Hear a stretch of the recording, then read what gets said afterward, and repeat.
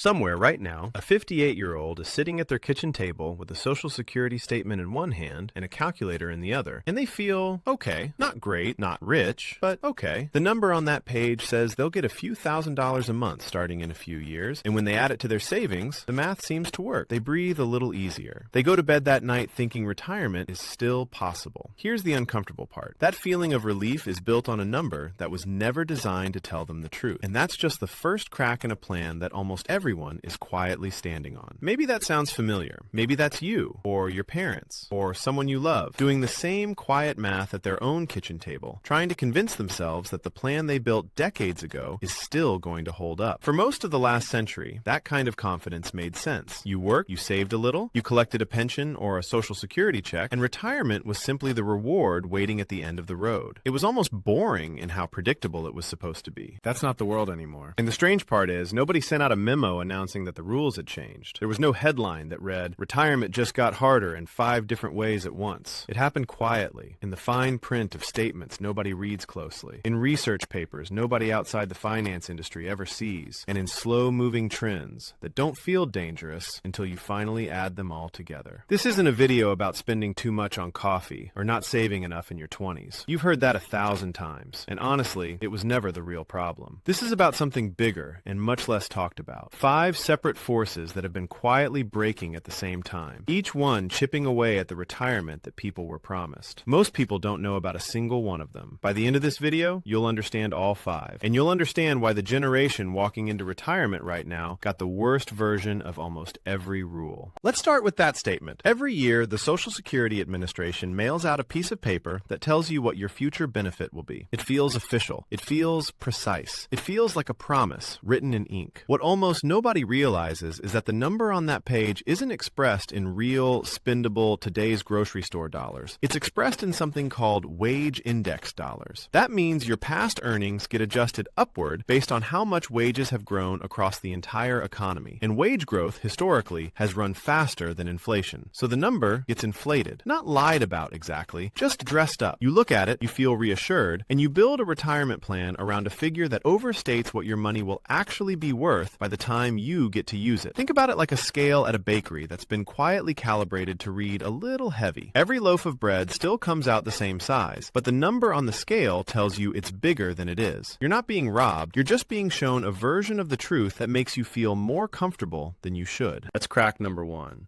And it's the kind of crack you don't notice until you're standing on it and it gives way. Now, let's talk about the rule almost every retirement article on the internet leans on, the 4% rule. Maybe you've heard of it. The idea is simple and comforting. Withdraw 4% of your retirement savings every year, adjust for inflation, and your money should last roughly 30 years without running out. It sounds like a formula. It sounds like something you can trust the way you trust a recipe. Here's what almost nobody knows about it. That number wasn't handed down by some council of economists. It was created in 1994 by a single financial planner named Bill Bengen, using historical market data going all the way back to 1926. That was a different world. Different bond yields, different inflation patterns, different life expectancies. It was a smart, useful piece of research for its time. But financial conditions don't freeze in place just because a rule became popular. Fast forward to today. Morningstar, one of the most respected research firms in the industry, ran the numbers forward instead of backward. Meaning, instead of asking, what would have worked over the last 100 years, they asked, what's actually realistic given where markets and interest rates sit right now? Their late 2025 analysis landed on 3.9% as the safer withdrawal rate for someone retiring in 2026. Now, 4% versus 3.9% might sound like nothing, a rounding error. But do the math on a $1 million portfolio,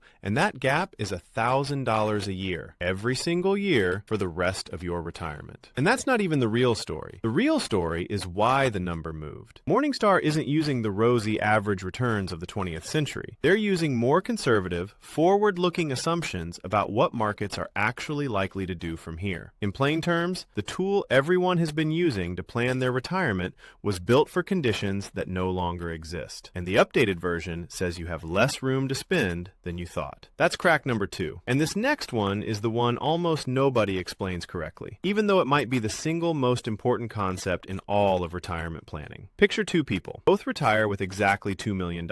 Both plan to withdraw $80,000 a year, adjusted upward for inflation. Both over the next 20 years earn an average return of 5% a year in the market. If you just looked at the averages, you'd assume they end up in roughly the same place. They don't, not even close. One of them finishes those 20 years with about $2.4 million, more than they started with. The other finishes about $1.7 million behind that number, dangerously close to running out of money entirely. Same starting portfolio, same withdrawals, same average return over the full 20 years. So what happened? The order of the returns was different. That's it. That's the entire difference. This is called sequence of returns risk, and it's the financial equivalent of the old saying that it's not the fall that kills you, it's the sudden stop. If the market drops hard in your first few years of retirement, right when you're pulling money out to live on, you're selling investments at a loss just to pay your bills. That locks in losses that a growing portfolio never has to recover from because you're feeding it in reverse. If instead the market happens to rise in those first few years, your portfolio gets a head start that compounds in your favor for the next 2 decades. Here's the part that should genuinely unsettle you. You have almost no control over which version of this story you get. The market doesn't know or care what year you decided to retire. Two people can do everything right, same saving discipline, same investment choices, same withdrawal rate, and simply retiring 12 months apart from each other can be the difference between comfort and crisis. It's one of the cruelest coin flips in personal finance, and almost nobody explains it to people before they retire. Think of it like two hikers walking the exact same trail, carrying the exact same backpack at the exact same average pace. One of them hits the steepest, most exhausting climb right at the very beginning, while their legs are fresh and their pack is full. The other hits that same steep climb near the end, when they're already lighter and more worn in. On paper, average pace over the whole trail makes them sound identical. In reality, where the hard part landed changed everything about how the hike actually felt and how much energy they had left at the finish. Your retirement portfolio works the same way. It's not just how much return you get on average,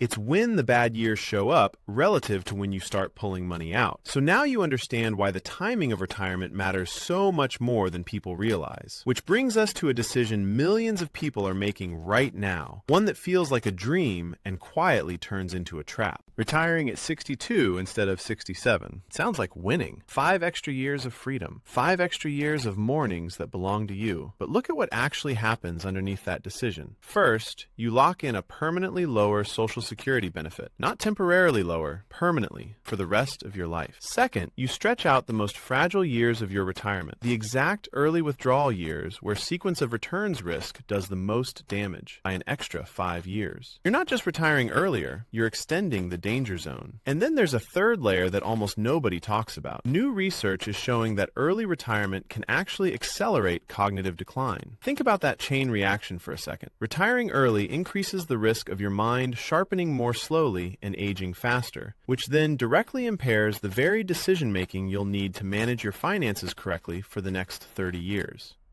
It's not just that you have more years to fund, it's that you may have fewer years of your sharpest financial judgment to fund them well. Retiring at 62 instead of 67 can cost the average American roughly $250,000 in lifetime retirement income, and that number doesn't even include health care. Which brings us to the bill almost nobody sees coming, because it's hiding behind a program most people assume will cover it. Nearly 70% of retirees will need some form of long-term care in their lifetime. Not might, will. And Medicare, the program most people think of as their healthcare safety net in retirement, covers almost none of it. Assisted living runs more than $70,000 a year on average. A private room in a skilled nursing facility can run past $110,000 a year. A single 65-year-old retiring today can expect to spend around $172,000 on healthcare and medical expenses over the course of their retirement. And that figure is before you even add long-term care into the equation. Now imagine a married couple where both spouses eventually need that level of care. That's a bill that can quietly demolish an entire retirement portfolio, wiping out decades of careful saving in just a few years. And only a small fraction of retirees, a few million out of tens of millions, actually carry long-term care insurance to protect against it. It gets worse because the healthcare bill itself isn't standing still. Most people plan for one inflation number, the general cost of living going up over time. But medical costs have been rising at nearly double that pace for the past 25 years. Since the year 2000, medical care prices have climbed by roughly 121%, while the price of everything else combined rose by about 86%. And it doesn't hit evenly across your retirement either. Routine healthcare costs for people in their late 60s and early 70s average around $6,500 a year. By your late 70s and early 80s, that climbs to about $11,500 a year. By your mid-80s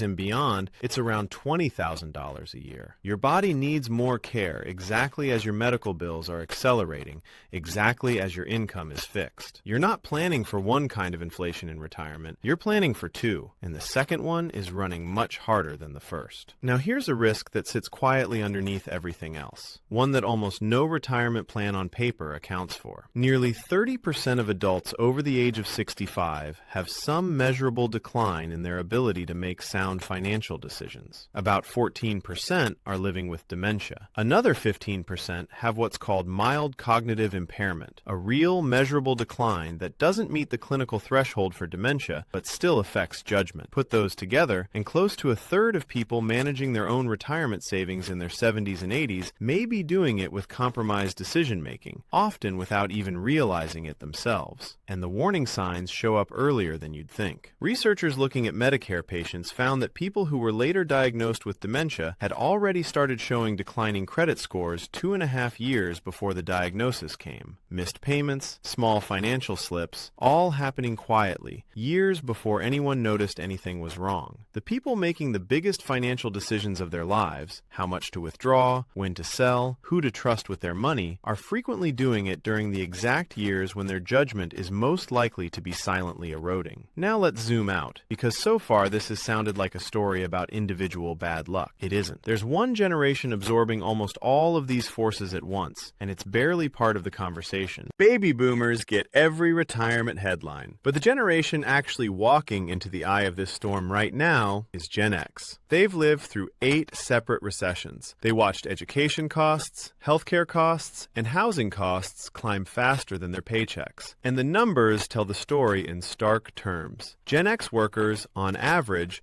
expect they'll need around $1.07 million to retire comfortably, but project they'll actually have about $602,944 when the time comes. That's a gap of nearly $467,000 between what they'll need and what they'll have. Part of the reason is a financial pressure that doesn't get nearly enough attention: the sandwich generation squeeze. More than half of Americans caught between supporting their own children and supporting their aging parents at the same time say they've had to reduce or completely stop their retirement contributions to manage both. Imagine trying to fill a bucket with a hole in it while someone keeps tapping your shoulder asking for water from the same bucket. That's the financial reality for millions of people in their 40s and 50s right now. And it's quietly wiping out an entire generation's retirement savings while nobody's really talking about it. Then there's the longevity problem, and this one might be the most quietly shocking of all. Nearly a third of people currently in their 70s have already outlived the life expectancy they assumed for themselves back when they were in their 50s. They built their entire retirement plan around a number they've already surpassed. And extending a retirement by just 5 extra years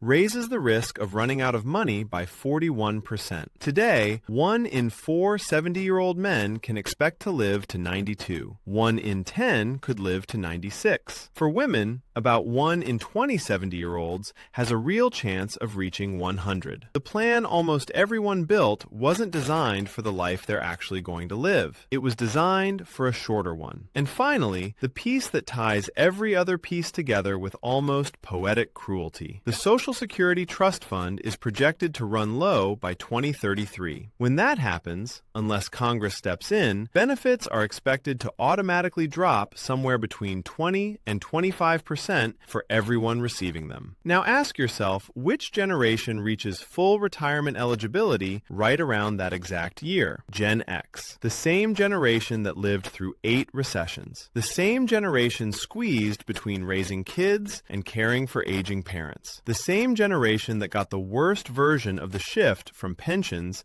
to do-it-yourself 401k investing. They are on track to also be the first generation in American history to receive automatic Social Social Security benefit cuts, arriving at almost the exact moment they need that income the most. So let's put the whole picture together, because none of these 5 forces are the real problem on their own. The real problem is that they're all happening at the same time, to the same people. The statement in your mailbox slightly overstates what you'll actually have. The withdrawal rule everyone learned is more conservative today than it used to be. The timing of your retirement date can matter more than decades of disciplined saving. Healthcare costs are rising twice as fast as everything else, right as your body needs more of it. Nearly a third of retirees may eventually be managing their money with quietly declining judgment. An entire generation is squeezed from both directions at once, and the safety net that was supposed to catch everyone is scheduled to get smaller right as the most financially unprepared generation reaches the door. Here's the thing, though. Understanding all of this isn't meant to scare you into freezing up. It's meant to do the opposite. Most people are operating on old assumptions, using a decades-old rule of thumb, trusting a statement that's technically accurate but practically misleading, and hoping healthcare and cognitive decline just won't happen to them. Awareness alone changes your position, because once you know a scale is calibrated to read a little heavy, you stop trusting it blindly, and you start double-checking the actual weight for yourself. So what does that look like in practice? It means treating your Social Security statement as a rough guide, not gospel, and running your own numbers in real, inflation-adjusted terms. It means treating the 4% rule as a starting conversation, not a finish line, especially with more conservative,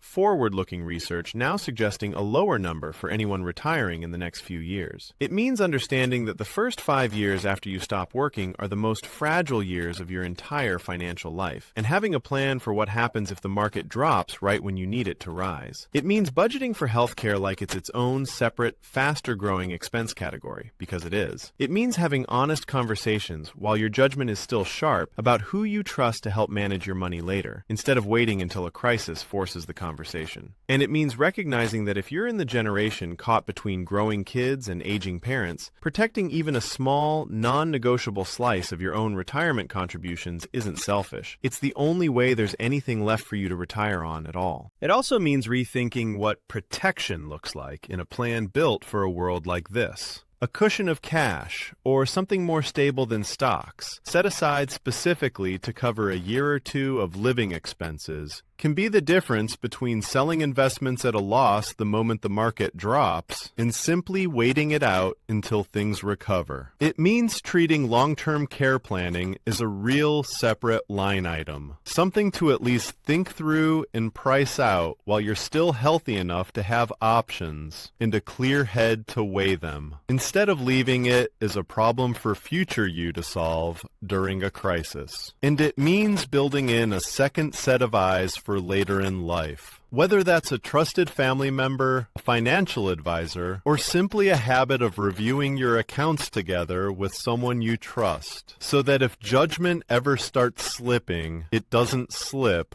unnoticed. None of this means retirement is impossible. It means the version of retirement most people were promised. The one built on a simple percentage, a reassuring government letter, and 30 years of steady health was never quite as solid as it looked. The people who end up okay aren't the ones who got lucky with perfect timing. They're the ones who stopped trusting the comfortable number on the page and started asking what was actually underneath it. Because in the end, retirement was never broken by one bad decision. It was broken by 5 quiet ones, made by systems and rules that were never updated to match the world we're actually living in now. And the moment you can see all 5 clearly is the moment you stop being surprised by any of them. Go back to that person at the kitchen table for a second, the one holding the Social Security statement, feeling that small wave of relief. Imagine they had all 5 of these pieces in front of them instead of just one reassuring number. Would they still feel the same sense of calm? Maybe not right away, but they'd be standing on something far more solid than a feeling. They'd be standing on the truth of their actual situation, which is the only foundation a real plan can be built on. That's really the difference between the people who get blindsided by retirement and the people who don't. It was never about who worked harder or who deserved it more. It's about who took the time to look underneath the comfortable number and who kept trusting it because it was easier not to look. You've just spent the last several minutes doing what most people never do. The only question left is what you do with it.